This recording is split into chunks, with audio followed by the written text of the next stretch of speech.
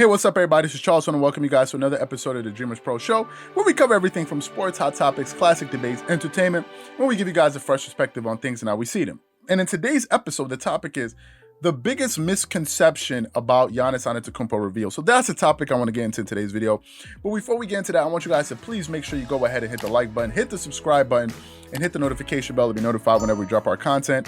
Also be on the lookout for our Dreamerspro Premium community that we're working on, just trying to get some things finalized.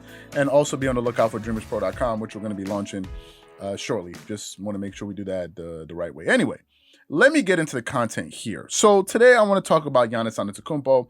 He came to my mind in the last few days because the Bucks just finished playing the Lakers and the Nets. They dropped the game to the Nets, which is a very close game. They dropped it by one bucket, basically. Chris Middleton missed a game. I think a game he went for the win. I think if he had gone for that too, they could have tied the game. Anyway, they lost a close game to the Nets.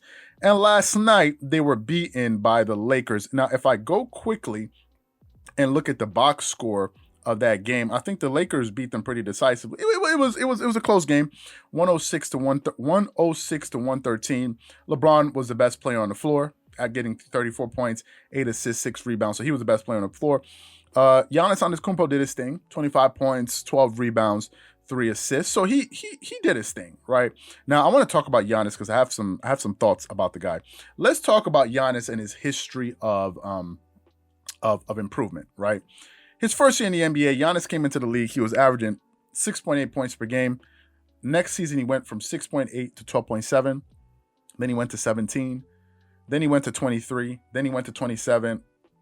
Then he went to 27.7, 29.5. In this season, he's averaging 27. Although it's still early, it's only 14 games in the season. But the one thing you can say about Giannis is that Giannis has gotten better every single year. Every year, the guy is improving. He's a hard worker. He actually takes his job very seriously, right? He's out there trying to get better. He's a back-to-back regular season MVP winner. He's a 4-time All-Star. He's been on multiple All-NBA teams, and he won the Defensive Player of the Year just last season. And he won the Most Improved Player of the Year in 2017. So Giannis Antetokounmpo has been improving, right? And, he just signed the biggest contract in NBA history, I think over $220 million contract with the Milwaukee Bucks. And I was happy to see him stay with that organization, to be quite honest with you, right? I was happy to see him stay. However, last season, the Milwaukee Bucks had the number 1 seed in the NBA overall.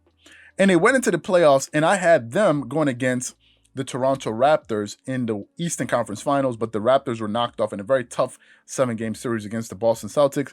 And the Milwaukee Bucks were upset, I believe, by a number 5 seed, if I'm not mistaken, Miami Heat team that knocked them off, which was a surprise to us. But in that series, when they lost, Giannis's productivity went down. Now, I don't know if I want to see if I can pull up his numbers from the playoffs last year, but they weren't great, okay? Giannis's numbers weren't great. Last season in the playoffs, they were okay, but they could have been a little bit better. He averaged 26.5 points. He shot 32% from the 3. He got you good rebounds, but he just wasn't good enough, right?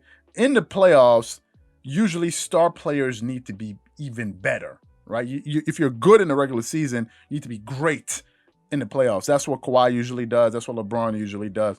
That's what Kevin Durant usually does. These type of guys, they get better in the playoffs. We didn't really see that. And last season, when they lost to the Miami Heat, it was clear, something we already knew, something Stephen A. Smith has pointed to a lot in the past, is Giannis doesn't have a perimeter game. He's not a very good jump shooter, right?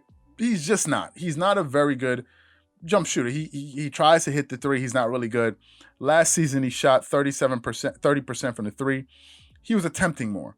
This season, he's shooting 30% from the 3. He's not a good 3-point shooter, and he's not a good mid-range shooter. I can go and hunt down the mid-range stats.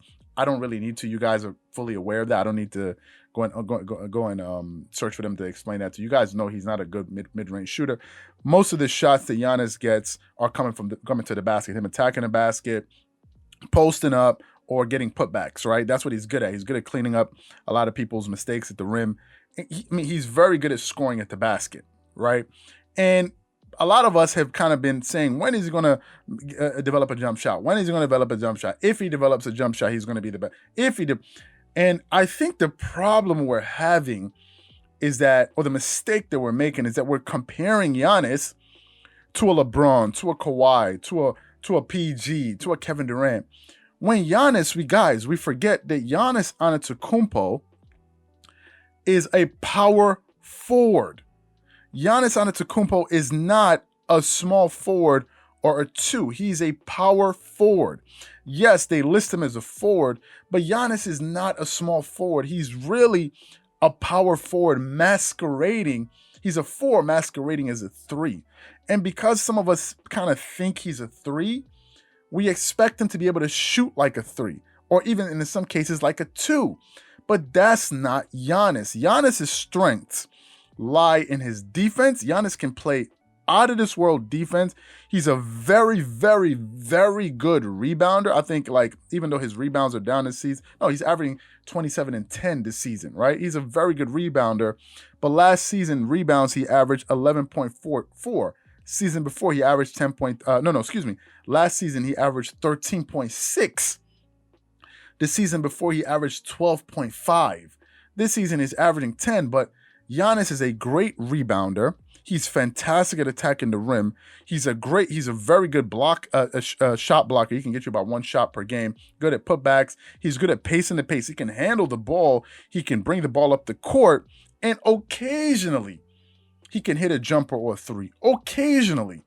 But for whatever reason, people are they're putting Giannis in a position that he's not really meant to be in. Giannis is a power forward, and he can also play the center. Giannis is just a skinnier version of Shaq that can run the floor.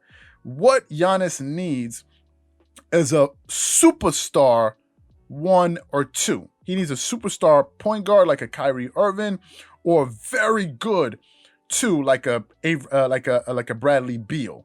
But people are, for some reason, expecting him to be a Kevin Durant.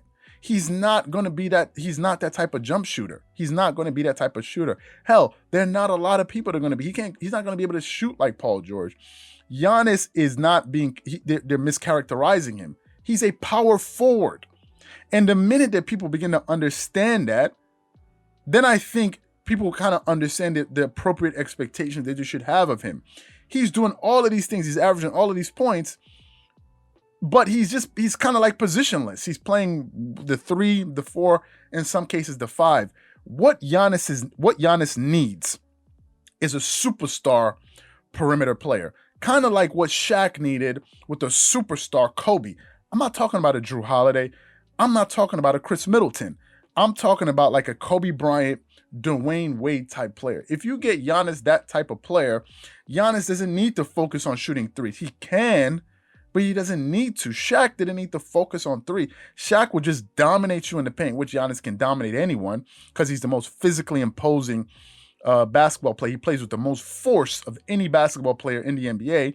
He just needs to focus on attacking the basket and rebounding and shot blocking, and let somebody else focus on the perimeter scoring. But for some reason, I think people's expectations keep falling, and we keep getting disappointed from Giannis because we're expecting things from him that really he's not meant to be doing. Giannis is not supposed to be a great perimeter player. He's a rebounder that can attack the basket, that can handle the ball, bring the ball up, right? But he's not supposed to be like a Kevin Durant. Giannis needs a superstar perimeter player to go with him. And the minute he gets that, then I think his team will blossom. But people are mischaracterizing him. He's not meant to be this big-time winning wing player. He needs another player like a superstar, and then you'll see him take the next step.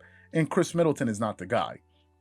Chris Middleton is a serviceable all-star, but he's not like a Dwayne Wade or type of player, right? That's what Giannis needs. And I think the minute we understand that, then we can understand that we will now understand that the appropriate amount of expectations to have from him. Because people are expecting things from Giannis that are never going to come. He's never going to shoot like a Paul George or one of these guys. He never will. That's not his game, right? And I think that's the biggest misconception about the guy. And Giannis is kind of falling into that trap, thinking he needs to hit 3s and hit. That's not his game. So for me, this is what I think the biggest misconception is about Giannis. Some people may disagree. Whatever you guys think, please leave your thoughts and comments in the comment section below. Again, if you enjoyed the video, be sure to make sure you go ahead and hit the like button, hit the subscribe button, and hit the notification bell to be notified whenever we drop our content. Again, if you enjoyed this video, be sure to check out the next video. Once again, this is Charles here from Dreamerspro. Wishing you guys an amazing day. Catch you guys on the next episode. Peace.